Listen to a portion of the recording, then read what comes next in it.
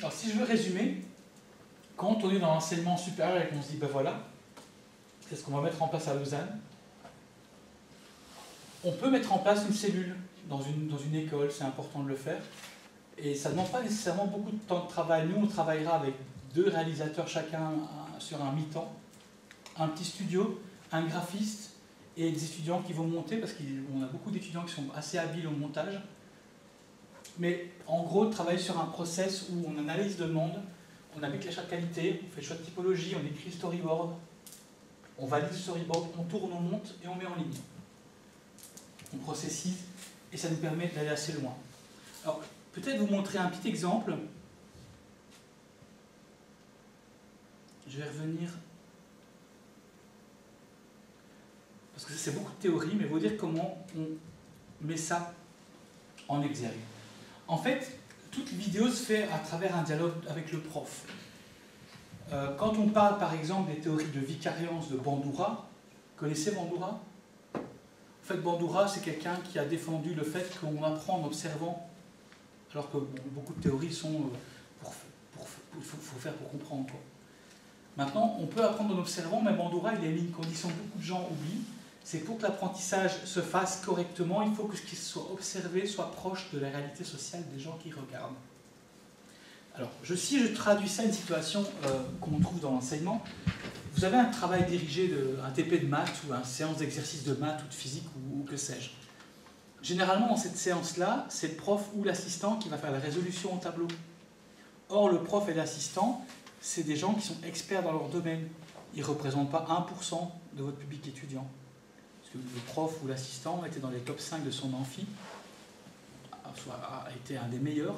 Et donc, quelque part, avoir un prof qui résout quelque chose devant soi, ça n'apporte pas grand-chose en table de vicariance, que l'étudiant ne s'identifie pas, parce que c'est un expert. Par contre, dans certains bouquins en Makichi, on dit, ok, maintenant, voyez un peu vos manières dont vos TP sont faits. C'est ce que j'ai fait beaucoup ailleurs où je travaillais. J'ai expliqué au prof, ok, tes séances de TP maintenant, tu vas demander à chaque séance des groupes de 2 étudiants, c'est eux qui vont faire les résolutions. Tu leur envoies l'exercice avant, la veille de ton TP, ils t'envoient ce qu'ils vont présenter, tu les laisses présenter, tu les laisses se tromper, et toi tu interviens en correction. Et ça, ce que vous avez devant vous, c'est beaucoup plus cohérent quand on regarde ça comme un étudiant, plutôt d'avoir un prof qui résolue. Alors, ça c'est un principe. Alors, je vais vous montrer quand on scénarise une vidéo, comment on peut mettre ça en pratique. Donc en fait, ici, ce qu'on a, c'est qu'on a 2 étudiantes qui présentent le problème qu'il leur est proposé et l'exercice. Et on a dans le groupe une étudiante et une assistante étudiante. Et donc on les a mis au lightboard. Et en fait, on a une étudiante qui va résoudre son truc, mais qui va être guidée par la jeune assistante. Donc là, on produit une vidéo dans laquelle c'est une résolution guidée d'une étudiante par une assistante. Et donc, ce n'est pas l'assistante qui fait la résolution, c'est l'étudiante. Parfois, elle bloque, alors l'assistante intervient, la remet sur le droit chemin, et puis elle relance l'étudiante qui va essayer de le faire. Vous voyez, là, elle revient. Et ça, typiquement, c'est quelque chose qui va beaucoup, beaucoup marquer l'attention de nos étudiants. On aura beaucoup plus de chances que les concepts vus dans cet exercice soient compris par un étudiant qui regarde ça, plutôt qu'en ayant simplement filmé le prof qui sait le réseau. C'est typiquement le genre de réflexion.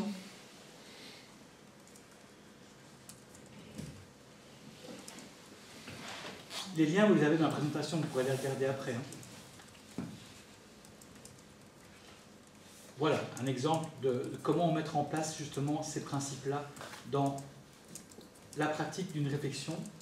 Qu'est-ce que je peux vous montrer encore éventuellement ?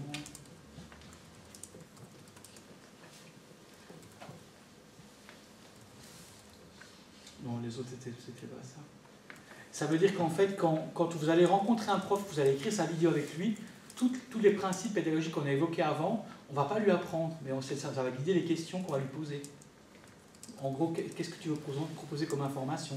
De combien de temps tu veux? Généralement, sur 6 minutes, ça va être un gros thème, on ne peut pas avoir trop de thèmes en même temps. Il y aura la narration écrite, visite verbale, et puis on va lui dire, ok, maintenant que tu as écrit ta narration écrite, on enregistre le prompteur, on te donne la vidéo sans visuel. Qu'est-ce qu'on amène comme visuel? quel schéma, quel logo, quelle icône, quel mot-clé, quelle définition. Et on arrivera à construire des capsules assez équilibrées qui feront le travail.